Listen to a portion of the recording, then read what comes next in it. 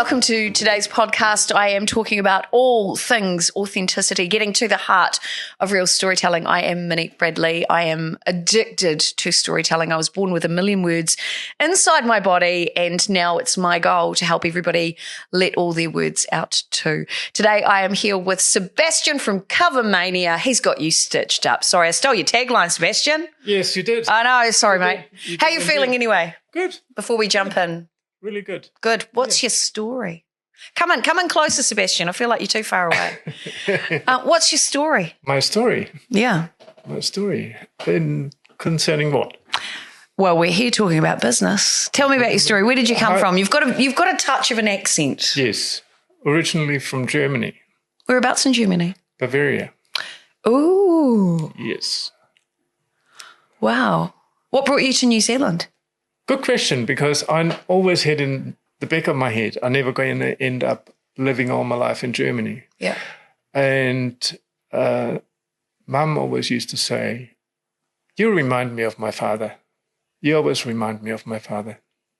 And my grandfather had the travel bug as well. So he was traveling the world in the late 1800s, early 1900s. Wow. He might even have been here in New Zealand. I'm not sure, because I found an original old photo of New Zealand bush in Mum's old photos. So he might have been here. I'm not sure. That's incredible. Yeah. So, Imagine that. My mother grew up in East Africa, and my grandmother was born in South Africa to German parents. Of course. Yeah. And I always had in the back of my mind, I'm never going to live all my life in Germany. It's just not, I need to get out. And that's what happened. I had a friend in Australia, and she had a 63-acre farm, freehold land in a 500 square kilometre farm. And she said, the farm is too big for me, and if you're ever sick of living in Germany, just come over. We'll sort something out, you know. I love that. One of those moments where it's random that, I don't want to say the universe kind of opens a door, but it makes an offer. And I'm not into the super woo-woo stuff, but it's one of those times where you kind of go, was that an opportunity? No, you touched on something very important, because you need to trust in the universe, because the universe will sort it for you. There it is. You know. There it is. I know not everybody's into that, and I don't like to push any agendas. I'm very neutral. I'm about the story. Well, that's so cool. So she made this offer to you. Yeah. And you went, what? Damn it, I'm going to go. I was working for 11 years with my dad. I trained as a sailmaker with my dad. Wow. And was working with him for 11 years, and I was to take over the business. But my dad was one of those people who worked his whole life. He died at the age of 86, and he worked up to the age of 84. No way. He did. He just couldn't let go, you know.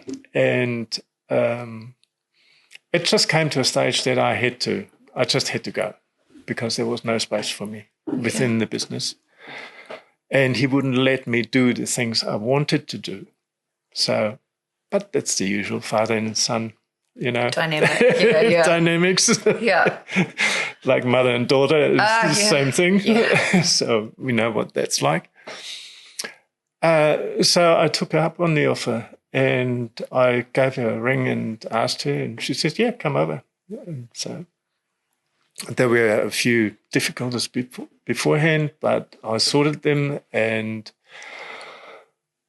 so I arrived in Australia. The good woman was a user. What do you mean? She went through 14 people within 2 years, promising everybody the same thing. Oh, okay. All right. Wow. So that stint lasted for 7 weeks, and then I ended up going back to Cairns and working for Sailmaker there for a wee while. And but over there, at the beginning, it was actually quite interesting, and I was thinking of staying in Australia, but Australian immigration is very hard. Yeah. Harder than New Zealand? At the time, way harder than New Zealand. And because nobody was willing to help me with immigration. Nobody was willing to give me a job offer. Oh, wow. Nothing. They all said, I rang quite a few sailmakers, and they all said, if you sort out your immigration, we give you a job. Oh, wow. Gosh, that's changed a lot. So for context, what year are we talking about? 99. 99? Yes. I thought, was this the 80s or something like that? I don't even know, because I don't even know your age, and I would never ask that as a question. 1999? Yes. Wow. Yes. And so I was working at a Sailmakers in Cairns, and next door to the Sailmaker, there was a auto upholsterer. And I got friendly with the guy. We talked pretty much every lunchtime. And I had to leave Australia. I had to go somewhere else. And the auto upholsterer says to me, why don't you go to New Zealand? He said, first of all, Kiwis are crazy about sailing, and I'm sure they got a job for you. And he said, second of all, New Zealand is a beautiful, beautiful country. I just love it, and I would go there if I was you. And I thought about it. Didn't take too long. I rang a friend back in Germany, and she says to me, if it was for me, it would be nice if you come back so we can go for coffees, have chats, because I miss you and and all the rest of it. But that was before the total eclipse in Europe. And she said, nah, don't come back. Bad timing. Bad timing. People running around like headless like chooks. Mad things, yeah. And thinking the world's going to end and all the rest of it. So, no, don't come back. Wow. So you came to New Zealand instead? And came across the ditch? I said, yeah, that's fine. So I booked my ticket, got on the plane 3 days later, and arrived on Good Friday, 99, at 7 o'clock at night. Wow. With my suitcase and $200 in my wallet. And that was the lot. Are you kidding me? No. So a suitcase, yourself, and $200. Yes. On Good Friday when everything's closed down. Yeah. What did you do? Like, where did you go for accommodation? And you didn't know anybody? I'm sitting in the plane, and I thought, you cutting it a bit thin here. Understatement. Just a little bit. Wow. But you see, I'm trusting in the universe. I started chatting to the guy next to me, and I asked him, have you been to New Zealand before? And he said, yeah, 3 or 4 times. And he said, I really like it. It's really nice and everything. I said, so where do you stay? He said, I always stay at the YHA in town the first couple of nights. Yeah. And I said, do you mind if I take along? Because it's my first time to New Zealand. I don't know anything about it. And I know about New Zealand, what you hear in travel reports and documentaries, but that's about it. Wow. Wow. And he said, yeah, sure. I said, awesome. I said, yeah. Got the bed sorted for the first night at least, Next morning, I go down into the lounge, and there was a blackboard, and there were heaps of notices, and somebody was looking for helpers. So I ring the guy. Turns out it was a builder who was in a wheelchair. Half of a house fell on his back, but he still had his company, and he was looking for a carpenter. I said, I'm not a carpenter, but I'm quite versatile and practically minded. Yeah. So he said, so what are you? And I told him that I'm a sailmaker and I'm a horticulturist by trade. Wow. Wow. And and he said, yeah, come over, we have a chat. So he just was in Kingsland, so it wasn't too far to walk. And I went over there and we had a chat. And he said, so what are your plans? And I said, well, obviously I want to find a job as soon as possible. I got Lidgard Sailmaker's address, and that's it, basically, So I try to get my feet on the ground as soon as possible. And he says, yeah, that sounds okay. in the meantime, how are you placed for accommodation? I said, well, I'm running out of money fairly quickly. $200. Wow. As of today, I got $170 left, I said. And so I need to find something quick smart. He said, well, there's a room up at the second floor. Go up and have a look. If you like it, you can have it. I say, what? Yeah, he said, go up and have a look. So I went upstairs and had a look, and there was a mattress and a duvet cover and pillow, and that'll do. Yeah. That'll do me. Thank you. And I went back down and said, yeah, that's fine. And he says, and I said, so how much rent would you want? He said, don't be stupid. I don't want any rent from you. Are you kidding me? No, seriously, I'm serious. It all fell into place, and it's not finished yet. Oh. It's not finished yet. Wow. So he picked me up the next day. Yeah. And then on Tuesday, I rang Lidgard Sailmakers. I had the address, and Sean Lidgard was on the phone, and he says, ring us again in October, November, then we might have a job for you, because it's the end of the season now, and we're going into winter, so we don't really need you. And I thought, oh my God, what the hell am I going to do now? You know? Of course. That was me standing in a phone booth downtown. Oh, wow. That was before cell phones and shit. Yeah.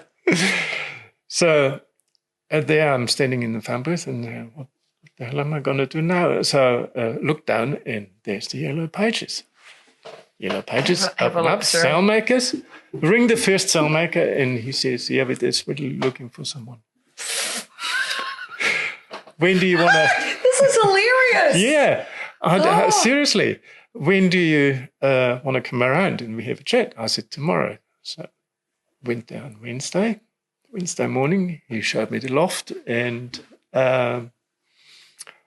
we agreed on a wage, and he said, when do you want to start? I said, tomorrow. He said, yeah, okay. Wow. So I arrived on Good Friday, knew nothing about New Zealand. It was like a big white sheet of paper for me. Yeah. To write my story on. Yeah. Thank you for bringing it back to the story, because we are stories. Yes, I love it. To write my story onto. And that's how it worked. And I started working on Thursday, and I had accommodation, everything sorted. This is unbelievable. Everything fell into place. That's why I said before, trust in the universe, because the universe, if you give the trust to the universe, it will do the right thing by you. Wow. That's just remarkable. So that was 99. Yeah. And here we are, 2024. This is 25 years later, if I've done almost to the day. Yes. When we're filming this and recording this. So what is the journey of what is the story of your business been like? So how did you go from working for a company into setting up your own business? Did that too fall into place as well? Yeah, pretty much. It went in a way. The first 9 months I was working for Sailmakers, then I was working for another 3.5 years for another Sailmaker. And during that time, I had my immigration sorted. He gave me finally the job offer I needed and everything else. So it was not a problem. I had the whole immigration process sorted, professionally done. Yeah, great. And I paid for it. I had hardly any money, but it was $4,000, and that was $4,000 well spent. Yeah, I have to say. And And I worked for 3.5 years with the last Sailmaker, and then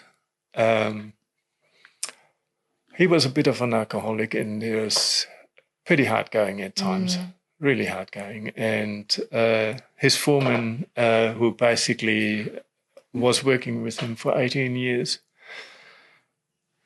he was one of those people who could only be happy if he pissed somebody else off. Oh, that's hard work, isn't it? And that was really hard work. Yeah. I've been trying for a long time. And he called me a bloody useless German piece of shit one day. And that's when I said, sorry. Yeah, you're out. You're done.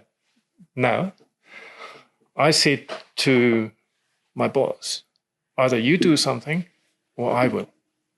Wow. So I made this guy leave after 18 years because of that was gross misconduct. Yeah, 100%. So he was gone. Wow. Yeah. And then I had to go back and do my dad's business for a month because my dad had to go to the hospital. Right. And when I came back, my boss here fired me. Oh, no. And I was just thinking too, when you're going through the immigration process, you have to stay in the country for a certain amount of time, don't you, as well? Yeah, I've done that. Wow. So okay. that wasn't a problem because I was only away for a month or 6 weeks, something like that, So. Wow, so you go back to sort your family out and lose your job. I lost my job, yeah. Well, I just... and that was the only time I was 6 weeks unemployed. And then I started to work for an awning company. Oh, yep. Great. Yeah. Very much needed here in New Zealand with our son. Yeah, and I worked for them for 7 years. Yeah. So, and it was the original owner of the awning company. He was selling, he was not selling, he was selling, he was not selling. Right. So he lost the love for his business, and he was very difficult to deal with at times. And there was one particular day I never forget. It was just absolute hell. And he was absolutely ridiculous. And I just said to his wife, I just dropped everything and I went to his wife and said, okay, Nolene, here's the deal.